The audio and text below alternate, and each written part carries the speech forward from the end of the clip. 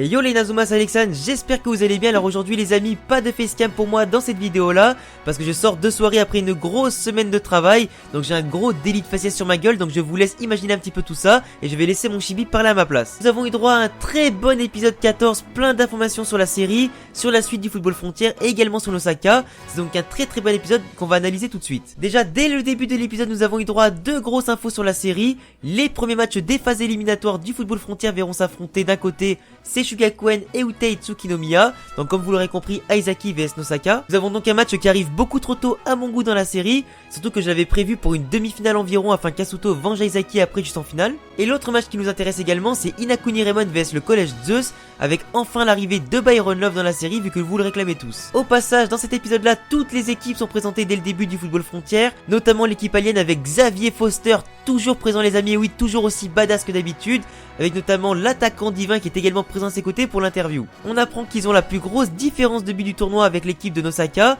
donc il va falloir vraiment surveiller cette équipe alien dans les matchs à venir. En même temps, faut dire qu'avec un mélange all-star de toute l'académie Alus réunie, ils sont un petit peu cheatés, même si la pierre Alus évidemment n'existe pas dans Ares. À part le collège Zeus, on voit évidemment le collège alpin avec Aiden aux côtés de Sean. Aiden est bien vivant comme je vous l'avais déjà dit dans mes dernières vidéos. On voit également aussi que Sean est attaquant dans Ares, comme je l'avais aussi précisé, malgré que certains d'entre vous n'étaient pas d'accord avec moi, donc j'ai encore raison et désolé pour vous. Parce qu'il faut bien prendre en compte le fait que ce n'est pas parce que Aiden est vivant dans Ares que Sean était forcément défenseur. Je l'avais annoncé attaquant et bien évidemment vous pouvez tous être d'accord avec moi aujourd'hui. On aperçoit enfin l'équipe de Tonegawa Taosen avec bien sûr Mark Evans qu'on voit rapidement et qu'on reconnaît avec ses gants et sa silhouette pendant le match de Raymond également. Et comme par hasard, les seuls à faire les cons et se faire remarquer pendant les interviews, ce sont les joueurs d'Inakuni Raymond et son capitaine qui n'assument rien autant sur le terrain qu'en dehors. Avec cet épisode là, on est un petit peu rentré dans l'arc de l'Osaka, donc on le voit un petit peu partout dans l'épisode.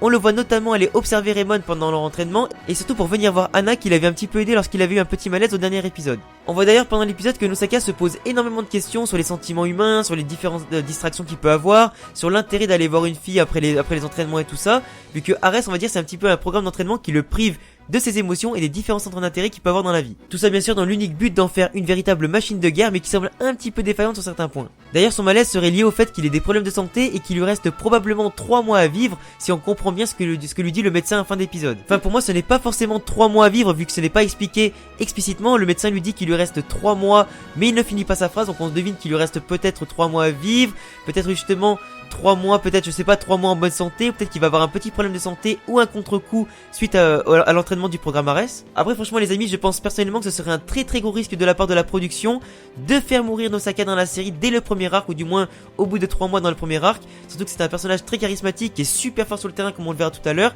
et qui est surtout un personnage principal de la série. Et surtout, ne pas le faire participer aux prochains arcs comme la Coupe du Monde, ou peut-être la Coupe avec les différents clubs internationaux, ce serait quand même un risque et surtout assez bizarre. Moi, je pense plutôt que c'est vraiment un contre-coup du programme Ares, ou le risque qu'il va perdre peut-être ses capacités physiques dans 3 mois, ou le fait peut-être qu'il va devenir aveugle vu qu'à un moment dans l'épisode on le voit dans ses yeux qu'il va perdre un petit peu l'image de ce qu'il voit, perdre l'image de la main qu'il a dans son regard et c'est peut-être inquiétant. Donc je le répète, ce serait quand même un sacré coup de poker tenté par la production de faire mourir un tel génie et un tel personnage charismatique au bout de 3 mois dans la série. D'ailleurs le gros de l'épisode va se baser principalement sur Nosaka vu qu'on rentre dans son arc dans l'anime et son match contre Sessugakuen qui va d'ailleurs rapidement se faire balayer 3-0 par Nosaka dont un but super rapide dès l'engagement avec un Nosaka beaucoup trop fort qui va prendre le ballon dans les pieds de Aizaki, dribbler toute l'équipe de Sessugakuen avant de marquer sans technique. On voit d'ailleurs que le pote de Nosaka qui est aussi le gardien de Utei Tsukinomiya est super puissant, il va arrêter les manchons empereurs de Aizaki sans faire de technique et donc à main nue. D'ailleurs on peut aussi noter que tous les joueurs de Utei Tsukinomiya et donc qui font partie du programme Ares sont également tous très forts, ils prennent tous rapidement le dessus